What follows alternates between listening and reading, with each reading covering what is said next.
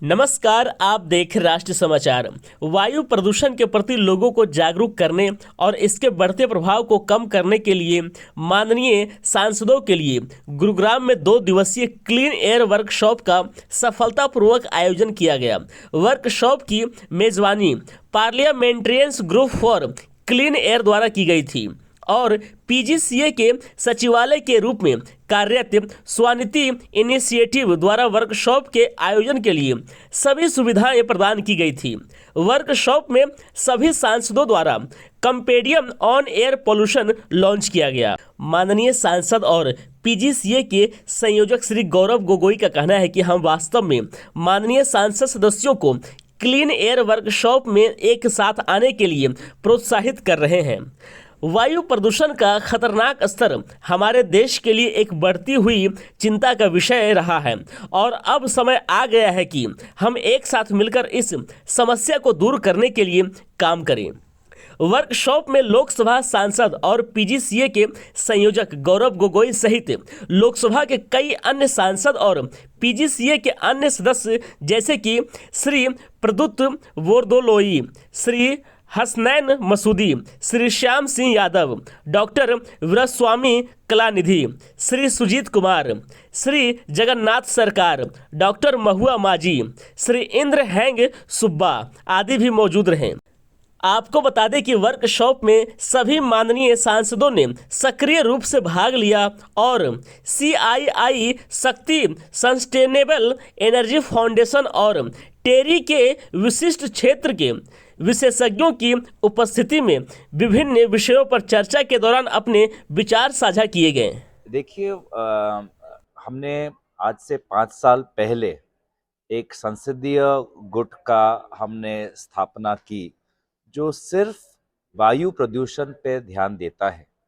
और जब हमने शुरुआत की तो हमने देखा कि ये एक ऐसा मुद्दा है जो राजनीति से ऊपर है और क्षेत्र से ऊपर है।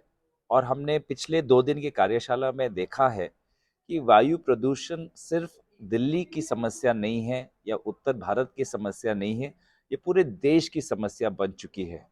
हमने देखा कि किस प्रकार से मुंबई में आज वायु प्रदूषण बढ़ रहा है, गुवाहाटी में वायु प्रदूषण बढ़ रहा है, चेन्नई में वायु प्रदूषण बढ़ रहा है।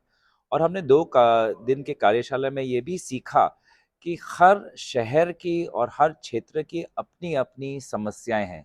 तो कहीं इंडस्ट्री को लेके वायु प्रदूषण बढ़ रहा है, कहीं कंस्ट्रक्शन और माइनिंग के कारण वायु प्रदूषण बढ़ रहा है, कहीं जंगल में जलाने के लिए या लोग चूल्हा का इस्तेमाल कर रहे हैं इसलिए वायु प्रदूषण, इंडोर वायु प्रदूषण बढ़ रहा है। तो इसलिए हर क्षेत्र की समस्या अलग है और इसलिए समाधान भी अलग है। तो लोकल लेवल जो कंसल्टेशंस होने चाहिए वो ये बहुत ही एक अहम सुझाव निकला और यही हमारी आने वाले समय में रणनीति रहेगी कि हर सांसद एक हमने कंपेंडियम एक टूल किट बनाया है जिसमें ये सुझाव दिया गया है कि हर सांसद अपने अपने क्षेत्र में वहाँ के लोकल इंडस्ट्री, लोकल प्रशासन और लोकल गांव और लोगों के प्रतिनिधियों के साथ एक बैठक करके वायु प्रदूषण कहाँ से ज़्यादा हो रहा है और उसको कम करने के लिए क्या हम मिलके कर सकते हैं, उसको लेकर एक स्टेक होल्डर कंसल्टेशन किया जाए। सर, आजकल देखा जा रहा है कि शहरों के साथ साथ गाँव में भी ये समस्या बढ़ती जा रही है। चाहे चूल्हे की बात ले लीजिए, चाहे जो पराली है उसका मुद्दा ले लीजिए, तो उसको लेकर कुछ अलग प्लानिंग है कि शहरों पर भी जो हमारा ध्यान है अब तक पॉल्यूशन शहरों में फैलता है, तो गाँव में भी इसके लिए कोई प्लानिंग आज या चार्ट वगैरह तैयार किया जाए? देखिए, हम जनप्रतिनिधि है इसलिए जन जागरण हमारे लिए सबसे ज़्यादा महत्व रखता है और इस हमने विभिन्न गतिविधियों के बारे में हमने चर्चा की है। हमने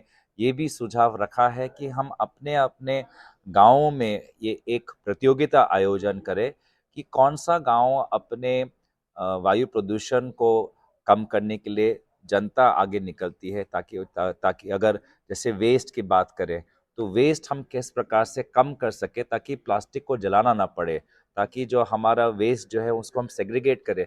तो ये जो कुछ चीज़ें हैं हम गाँव में हम कंपटीशन के द्वारा, प्रतियोगिता के द्वारा हम ये लोगों के बीच में जागरण उजागर कर सकते हैं। और जो जो ढानी और जो जिसने जिस समूह में हमने देखा कि सबसे ज़्यादा उन्होंने इस प्रकार की गतिविधियों में भाग लिया है, तो वहाँ पर हम वहाँ के लोगों को किसी प्रकार से पुरस्कार या किसी प्रकार से उनको सम्मान देने का ये हम संकल्प हमने लिया है, ताकि लोगों के बीच में स्वयं स्वेच्छ रूप से वो अपने मोहल्ले के वायु प्रदूषण को कम करने के लिए आगे बढ़े।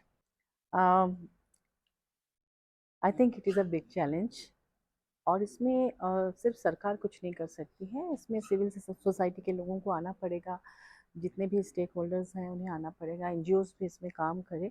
एक्चुअली पूरा मामला ही अवेयरनेस का है, अवेयर करना बहुत ज़रूरी है, लोगों को पता नहीं रहता है।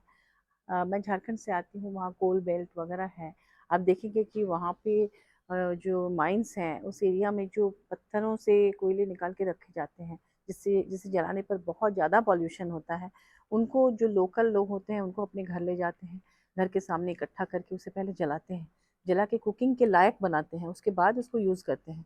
तो जब जलाते हैं, ये जो दिल्ली का पराली वाला जो मुद्दा है, इससे बहुत ज़्यादा डेंजरस है वो, क्योंकि उससे ज़्यादा पॉल्यूशन उधर होता है। लेकिन चूंकि वो इंटीरियर में है, दिल्ली से दूर है, तो लोगों की नज़र नहीं पड़ती कितना ज़्यादा पॉल्यूशन हो रहा है। तो उन इलाकों में भी काम करने की ज़रूरत है और इसीलिए ये जो हम लोग साथ में इतने सारे एमपीज़ यहाँ बैठे हैं, ये बहुत कारगर है, क्योंकि एक दूसरे के एरिया के प्रॉब्लम को हम जान सकते हैं, वो लाइमलाइट में ला सकते हैं और उसके लिए कोई ऐसी योजना बननी चाहिए कि हर जगह वो कारगर हो, ना कि सिर्फ दिल्ली और शहरों के लिए। और अवेयरनेस के साथ साथ कुछ और ज़रूरी चीज़ें हैं कि हम उन्हें कोई वैकल्पिक व्यवस्था नहीं दे पा रहे हैं। सपोज़ कि हम उनसे कहते हैं कि आप कोयला मत जलाओ, तो वो कहेंगे कि ठीक है, हमें आप दीजिए, ईंधन दीजिए कि मैं उससे कर सकूँ। आप कहेंगे कि वन अधिनियम कानून है, आप जंगल से अगर कुछ उस तरह का कुछ ला नहीं सकते हैं। अभी उज्ज्वला गैस जो योजना थी वो भी लगभग फ्लॉप है, क्योंकि उसमें सबसे प्रॉब्लम ये आ रहा है कि गैस की कीमतें बहुत बढ़ गई हैं और जो गरीब हैं वो इतना पैसा देकर सिलेंडर नहीं भर सकते हैं। ये जो रूरल और अर्बन एरिया के बीच में जो कम्युनिकेशन गैप है, इसको फिल कौन करेगा और कैसे ठीक होगा ये? इसे इसी तरह के आयोजनों से अवेयरनेस लाना पड़ेगा, इसको बताना पड़ेगा कि हमें कोई ऐसी व्यवस्था करनी होगी। आप सोचिए ना कि अगर पैसे आ भी जाते हैं तो भी बहुत दुर्गम इलाकों में सिलेंडर पहुंचाना कितना मुश्किल है। लोगों को लगेगा कि हम यहाँ पर जो भी संसाधन है उसका इस्तेमाल करें। तो इसलिए और ये सिर्फ जलाने से ही नहीं, बल्कि और भी कई खनिज पदार्थ हैं जिससे रेडिएशन वगैरह होता है, जो हेल्थ के लिए बहुत नुकसानदेह है। वो पूरे हवा को भी प्रदूषित कर रहा है, जल को भी कर रहा है। जैसे यूरेनियम, वो जैसे आप ज़मीन के अंदर से निकालते हैं तो उससे वो रेडिएशन स्टार्ट हो जाता है। आप उसको कुछ भी नहीं करते हैं तो भी वो करोड़ों साल तक उसमें से वो जहरीले पदार्थ निकलेंगे, आपके हेल्थ को कहीं ना कहीं नुकसान पहुंचाएंगे। तो ये मुद्दा बहुत बड़ा है, विकास का मुद्दा है, हमें अपनी ज़रूरतें कम करनी होगी, सबसे बड़ी बात। अगर हम अपनी ज़रूरतें कम कर दें, आप देखिए पहले जब ये मॉल कल्चर नहीं था या बड़े बड़े बिल्डिंग्स नहीं थे, तो लोग जैसे अपने खिड़की दरवाजे खुले रखते थे, तो लाइट, नेचुरल लाइट आती थी, एसी की ज़रूरत नहीं पड़ती थी। अब यहाँ तो जाड़ों में भी एसी लोग यूज़ कर रहे हैं, लाइट्स दिन में भी लगा रहे हैं, क्योंकि इस तरह के बिल्डिंग्स बन रहे हैं। तो हमारी ज़रूरतें बढ़ती जा रही हैं, लेकिन हमारे पास जो संसाधन है वो लिमिटेड है और उससे प्रकृति को नुकसान हो रहा है, हेल्थ को नुकसान हो रहा है। तो ये तो बहुत बड़ा डिबेट है कि हम क्या करें। हमें आगे बढ़ना चाहिए, इन चीज़ों का इस्तेमाल बढ़ाना चाहिए, या फिर हमें सीमित संसाधनों में जीना चाहिए। तो ये एक डिबेट है उसको देखकर, क्योंकि कई बहुत उन्नत देशों में अब लोग वापस प्रकृति की तरफ लौट रहे हैं। अब वापस वो साइकिल चला के जा रहे हैं। कई जगह देशों में आप देख रहे होंगे, अभी तो मैंने उसे पेपर में पढ़ा कि हवाई यात्रा कम करने के लिए, क्योंकि उससे भी कार्बन उत्सर्जन होता है, उससे भी नुकसान पहुंचाता है, तो वहाँ संकल्प लिया जा रहा है कि हम ट्रेन का इस्तेमाल ज़्यादा से ज़्यादा करेंगे, ना कि हवाई जहाज़ का, क्योंकि डोमेस्टिक जो एरोप्लेन सब हैं वो बहुत ज़्यादा वहाँ पर यूज़ की जा रहे थे। तो हमारे देश में भी अब धीरे धीरे इनको कम करना होगा और मतलब एटलीस्ट हम लोग बैठे हैं, उस पर बात कर रहे हैं, ये भी कोई कम नहीं है, क्योंकि जब हम बात ही नहीं करेंगे तो हमें उस नुकसान के बारे में पता कैसे चलेगा। तो इसलिए ज़रूरी है कि हम धीरे धीरे इस काम को शुरू करें, सब लोग इसके बारे में सोचें, तो अपने अपने स्तर पर कुछ हद तक तो कम कर सकते हैं, ज़्यादा से ज़्यादा पेड़ लगा सकते हैं, तो ऑक्सीजन जो ये कार्बन जो चारों तरफ है उससे थोड़ा फ़ायदा होगा। तो हरियाली लाकर मैंने पेड़ लगा के या अपने स्तर पे उसको कम करके हम लोग उसमें कर सकते हैं। इसीलिए ये ज़रूरी है कि हम क्योंकि एमपीज़ जब यहाँ पे आ रहे हैं तो ज़ाहिर सी बात है कि उनके एरिया में भी वो बातें जाएंगी, वहाँ भी इस तरह का काम हो।